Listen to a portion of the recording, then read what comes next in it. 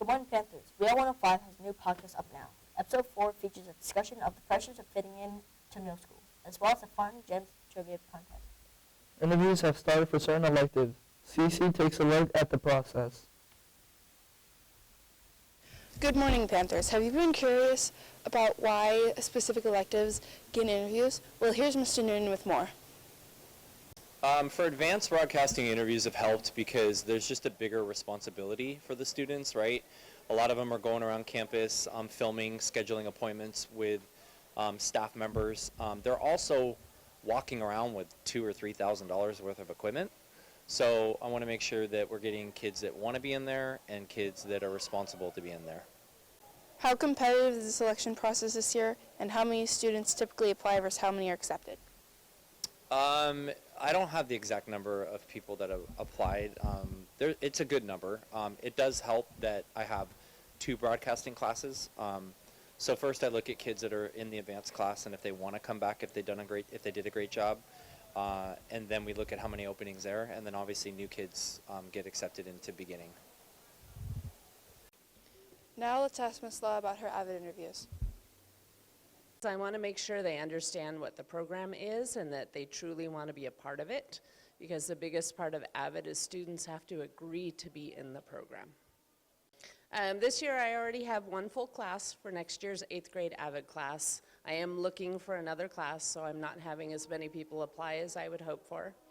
And 7th graders, or next year's 7th graders, I need a lot more because we have very few that actually applied this year. We also asked Ms. Mullen about her leadership interviews too. Why do you interview the students who sign up for leadership?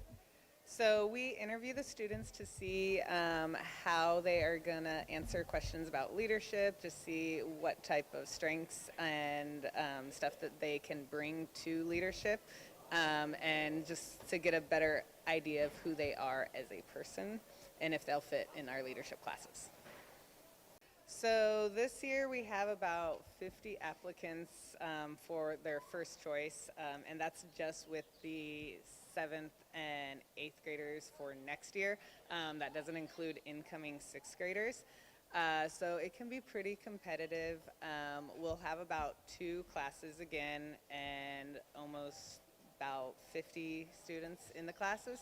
So there's definitely not going to be everybody that makes it, and the interviews help us to sort of see who will be qualified for leadership class. I'm reporter Cadence Carlson with videographer Deanna Dill signing out. Have a great day, Panthers. And now it's time for sports.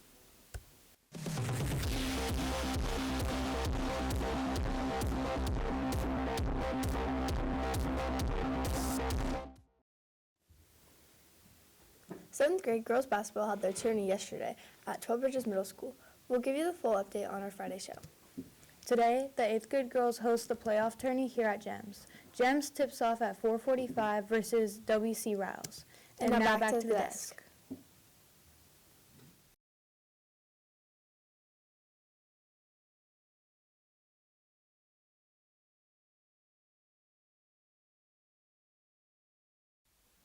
Elective sign-ups ended on Wednesday. However, choir possibly could be a new class offered on our campus. Here is Carson with more. Have a great day, Panthers! Recently, a new elective choir was added to the selection. We're going to get some information on what this class is with Ms. Fernandez. So it's choir, that's what we're looking into. There's a really big choir program at Lincoln High School where they go to a lot of different singing events and even travel outside of the country for their program. So we would love to have something here at GEMS to get students started in choir that are going to transition to Lincoln High School and maybe try it out there. Now that we know what this class is about, let's see what they plan on doing on this class moving forward. So there's something called Prop 28 funds that the state offers for programs that are related to performing arts and arts for students to get them involved. And so to utilize those funds, we need to have programs that fall under those categories. And so the hope is that we find the interest from the students and be able to start this here. And if there's a bigger interest, we can add more sections in the coming years or find other sections of performing art type classes to offer to the students. Finally, we have all the information we could get right now. If you like singing, this class is for you. This was reporter Carson Moore, videographer Nevin Owen, signing out with GEMS TV.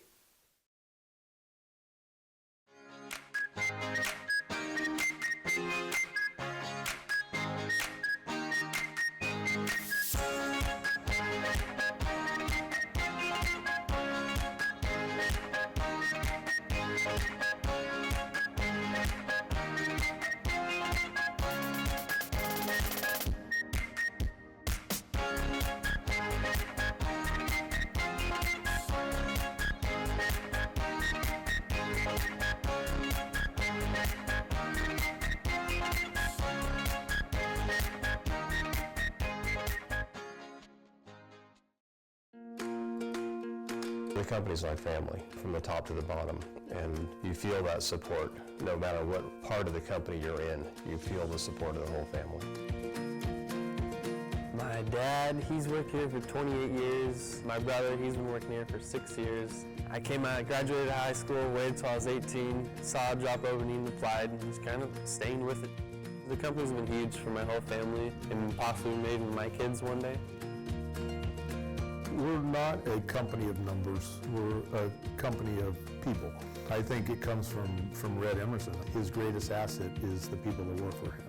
It's more than just working here. You know their families, you know what they do, you know their kids play baseball. It's definitely a family operation.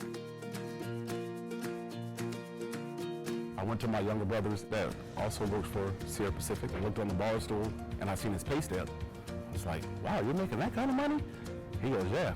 And I said, well, the next time they're hiring, then you let me know. That was 14 years ago, and so that's how I got started.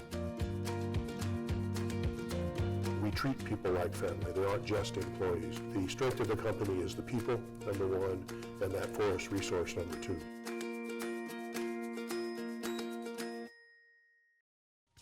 GEMS TV would like to thank our sponsors.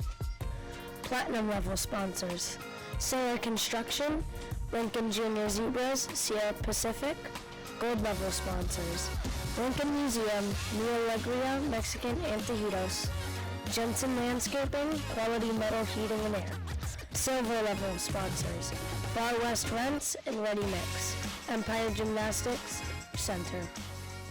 Thank you for watching GEMS TV.